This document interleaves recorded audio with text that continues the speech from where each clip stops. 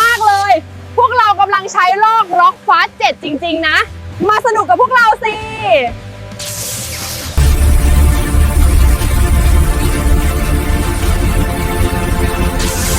เราอัปเกรดมาขนาดนี้ไม่ต้องห่วงแล้วค่ะทั้งเร็วทั้งแรงไม่พอยังไม่เร็วพอแถมยังมีอะไหล่แท้ทั้งก่อนและหลังการซื้ออย่าลืมไปบอกต่อกันนะ We have upgraded to this level. No need to worry anymore. It's both fast and strong, and we have to.